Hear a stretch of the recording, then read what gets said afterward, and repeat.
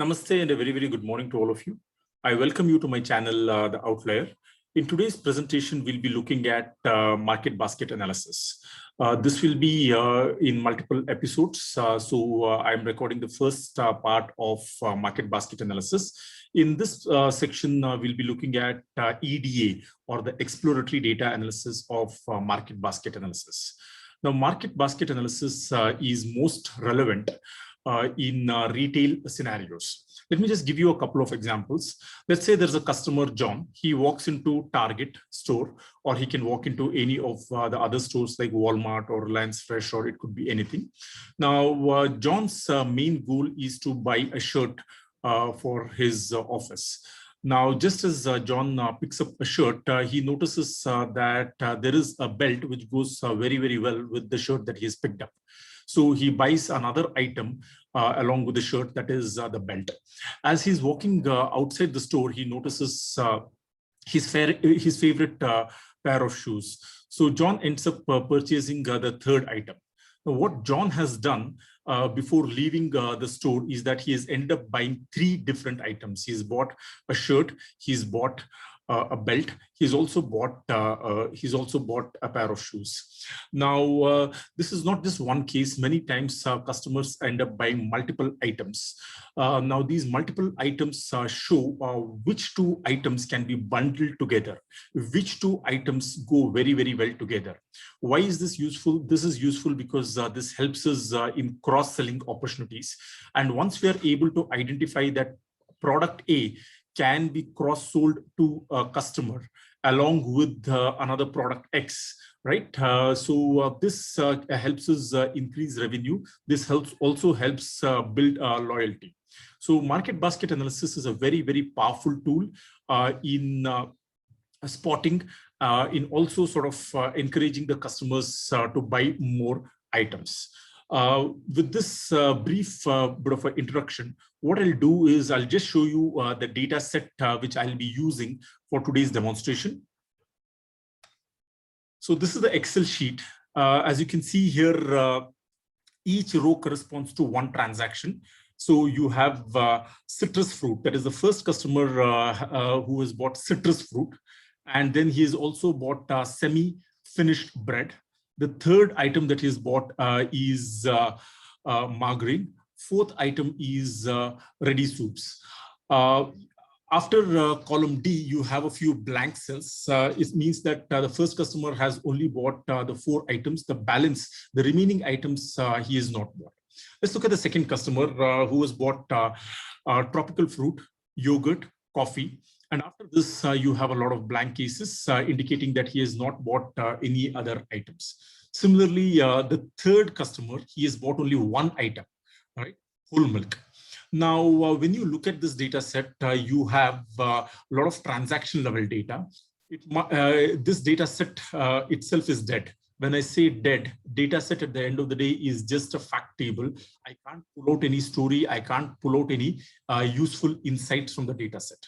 Let me just quickly check the sample size in this data set. You can see there are 9,000, my apologies, I beg your pardon.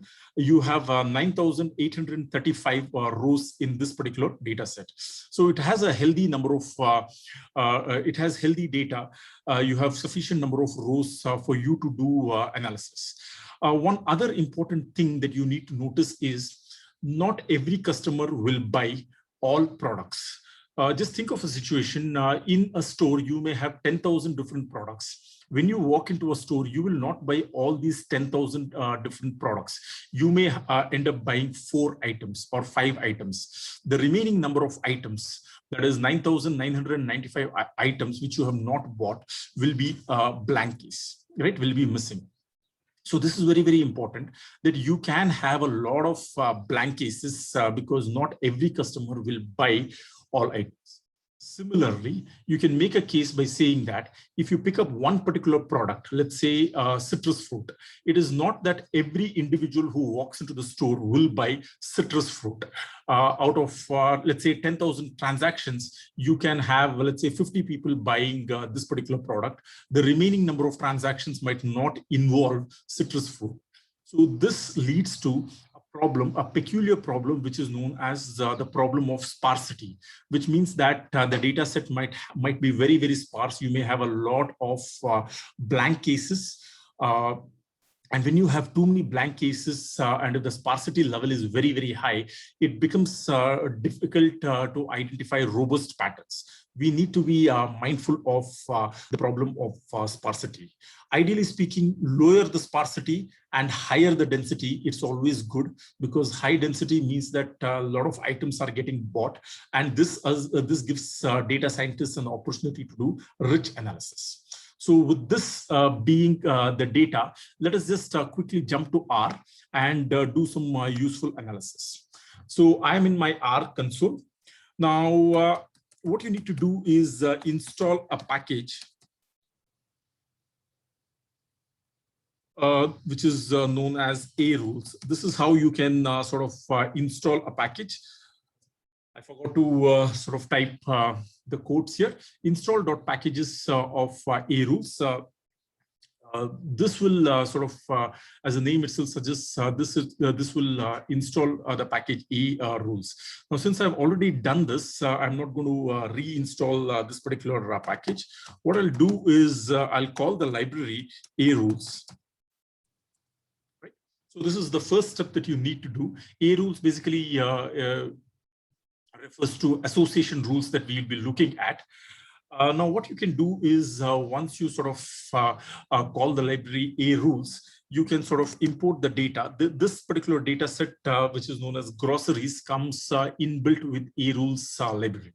So all that you need to do is call this particular all that you need to do is import this particular data set called as groceries.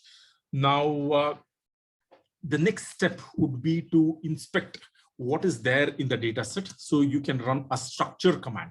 str is the function that you can use, and you can simply say groceries here, structure of groceries. Now, it gives a lot of details about the description. It gives a lot of details about this particular data set. Let me just scroll down to show you some of the important variables here. Now, you can see here item info, right? This is a data frame. You have 169 observations of 3 variables. You have 169 observations of 3 variables.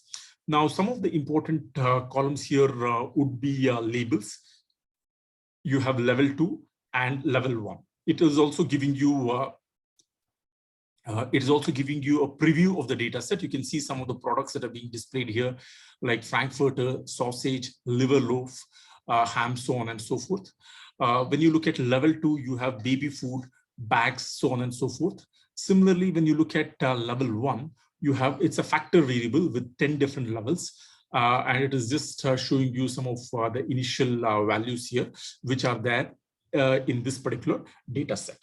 Now that we have the data set, what you can do is you can just assign it to an object. This is not necessary that you do it. It is not mandatory, but I'm just doing this. You can just assign it to the object transactions. Now, you may want to check the number of transactions. So you can run a simple function which is known as nrow. This is a function which can be run on the object transactions. Nrow of transaction, object transaction not found, makes sense because there is a spelling mistake. It is not transaction, it is transactions. And the moment I run this function nrow, what R does is it displays the number of rows in this particular data set. I've got 9,835 transactions in this particular data set. Now that we know the number of rows, the next thing that I'll do is run a summary function. Now, I will be running a summary function on the data set, transactions. It gives you very, very useful information here. Let's just look at this one by one. Now, when you look at this information one by one, you can see here, once I run summary of transactions, it says that we have 9,835 rows, we are aware of this.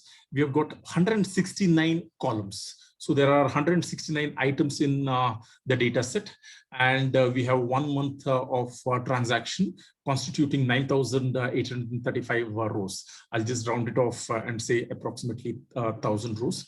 Sparsity. What is complementary to the idea of sparsity is density, and the density here is around 2.6%. 2.5% is the density of this particular data set. Let's begin with 2.5%. Ideally speaking, if the density is higher, it always generates good, robust rules. Now, the next section is very, very interesting because this tells us the most frequent items that were bought. And what do I see here? I see that whole milk has appeared in 2,500 odd transactions. You can see other vegetables. This is the next most trending item. You have 1,903 transactions wherein other vegetables have appeared. You can see rolls and buns. You can see soda, yogurt, and other items also being displayed. So my first impression after running the summary command is that whole milk, other vegetables, rolls, soda, yogurt, these are some of the most popular items that are doing well, which the customers are picking up. Pretty useful. Let me scroll down. Here you have element length distribution. Very interesting. What you see here, 1, 2, 3, this refers to the number of items that are in the basket.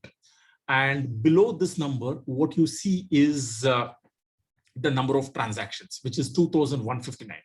What we can observe from this particular output is that you have 2,159 transactions wherein customers have bought only one item, right? Very, very important. You have 2,159 cases wherein only one item have been bought. Now, let's just make a look at, let's just make a move on to the next number, 1,643. What does this mean? 1,643 transactions have been observed wherein customers have bought 2 items, right? And similarly, you have 1,299 items wherein the customers have bought 3 items. As you move to the right side, you can see the frequency of customers and the number of items that they have bought. The maximum number of items that have been bought is 32. Right, you can just see here the maximum number of items that have been bought is 32, and there's only one customer who has bought 32 items, right? So the minimum is 1. The minimum number of items bought is 1. Around 2,159 items are there. Maximum number of items that have been bought is 32. So one thing that you can see here is as you look at the trend here, more the number of items, as the number of items increase, you see fewer number of transactions appearing there, right? So this is a very, very important observations. Further, what you can see is summary command is also displaying the minimum number of transaction and the maximum number of transaction. It is displaying the first quartile, right? The first quartile, when I say the first quartile, I'm referring to the 25th percentile. So what I can say is roughly you have 25% of the transactions wherein people are buying only 2 products. Roughly 25% of the transactions wherein you have only 2 transactions, right? The median refers to the 50th percentile. So you have half the number of transactions wherein you can see 3 products being bought. So this summary function is very, very useful in understanding the initial level of information. Let me just clear the screen quickly. So once I do the summary function, the next thing that I wish to do is run a simple plot, which is known as the item frequency plot. Item frequency plot. If you're following this, please be aware that the first letter I is in small letters, the letter F is in caps, the letter P as well is in caps. The remaining letters are all small letters, right? Now you can just call the object transactions. You can specify the support. Let's say you need support of 10%. So you can specify the support value here. And then what I'm going to do is I'm going to specify the keyword cex.names. Now, you might be wondering what is this CEX? Now, CEX simply indicates the amount by which plotting text and symbol should be scaled relative to the default, right? Now, if you give a value of 1.5, it will be 50% larger. If you give 0.5, the text and some of the symbols will be 50% smaller. Right? Let's just run a simple item frequency plot, and voila, what do we have here? Now, in the x-axis, what you see is all the items are being displayed. Right? You can see some of the important items here, like tropical fruit, root vegetables, other vegetables, whole milk, yogurt, rolls or buns. You have bottled water and soda. So these are some of the most important items that are being displayed. And you can see here, since I had specified the minimum support as 10%, only those products which have a support above 10% is being displayed. And in the y-axis, as it mentions here, what you have is the item frequency. And in bracket, it says relative. Because we are looking at the relative percentage of each of these items. From this particular bar chart, it is pretty clear that whole milk is the most popular item. Roughly 25% of the transaction has seen whole milk. I can also see other vegetables, which is roughly around 20%, slightly less than 20% maybe. And you can see rolls and buns and soda. These are also items which are doing quite well. Now, this particular chart is very useful, but it appears a bit dull. For those of you who like to sort of experiment with the charts, what you can do is there's a very simple function that you can do. But even before I sort of change the color and such things, you can specify the type keyword. And within this type, what you can do is you can specify the type as absolute. This will give me the count. But as you can see here, there are so many items here, and therefore it's a bit difficult to see which bar goes with which item. So let me just close this. And let me make sure that I am displaying the top 10 items. Right? You can see the top 10 items being displayed. It is sorted in descending order. So you can see the three most important items, the three most trending items here would be whole milk, other vegetables, rolls and buns. And you can see in the y-axis, you have the absolute count here. You have 2,500 items of 2,500 instances wherein whole milk has been bought, right? And similarly, a similar interpretation can be given for each of these bars. Now, the colors may appear a bit dull, right? So you can just go to the R console window, right? If you want to switch back to relative, if you want to switch back to percentage, what you can do is specify the option as relative, right? This should be small letters. Yes. Now it would be displaying the percentages. You can just close this particular graph, and what you can do is specify an additional property wherein you can say color equals 1. Right.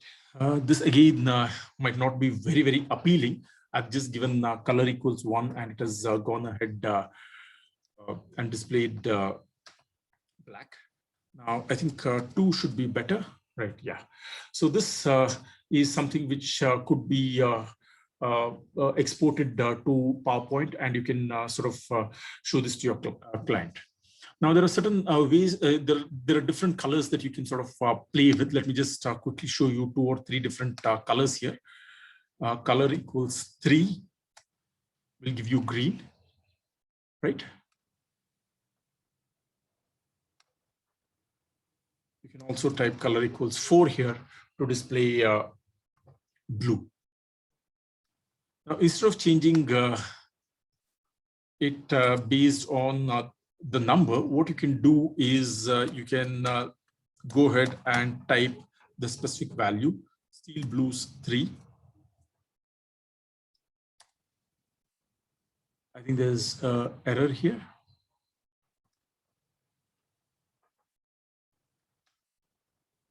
Looks like there's a spelling mistake. Therefore, it says invalid color name, Steel Blues 3. Okay. Let me just type Steel Blue 3. Right. Looks more sober. Sometimes when you're presenting these graphs to the client, it's always advisable that you use sober colors. So Steel Blues 3 is something which Steel Blue 3 is something which I tend to use. As the number of items sort of increase, let's say instead of displaying the top 10 items, you want to display the top 20 items. So you again don't see top 20 items here because it does not meet another important criteria. And that particular criteria is that the support is 0.1. So what you can do here is that you can say, right? And you can sort of get rid of this top n equals 10. And here you can relax this condition. So you can maybe say 0.05. You can see here that there are more number of items being displayed because I've reduced the support.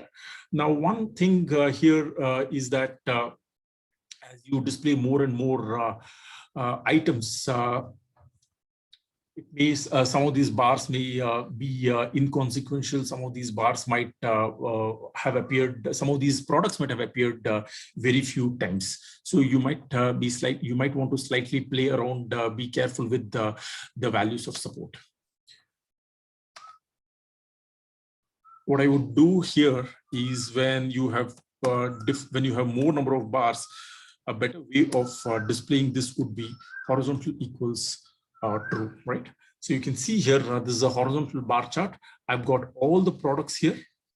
I've got all the products listed in my y-axis, and the x-axis, what I have is the count. So this is how you can do initial level of exploratory data analysis, wherein you can check which are the most important items. You can change the color. If you want, you can display the absolute count. If you want, you can also choose the relative. If you want, you can choose the absolute count, or you can display the percentage. You can show the top 10 items or the top 20 items. You can play with the support as well. I have given a support of 5% in this particular example. So with this, I come to the end of part one of this part one of the presentation of market basket analysis, wherein we have focused on EDA. To just give you a high level, to just recap what we have done, we have just installed the package A-Rules, following which we worked on groceries dataset. We ran the summary command, which indicated the purchase length, the average number of transactions, which also showed us what is the minimum number of transactions and the maximum number of transactions. We could see the sample size. Then using the item frequency plot, what we were able to do was to construct a vertical bar chart. We could flip it over to a horizontal bar chart. We changed the type from absolute to relative. I thank you very much for your patience. I thank you very much for watching today's presentation. I request you to subscribe to my channel, The Outlier. I'll see you in my next video. Thank you very much.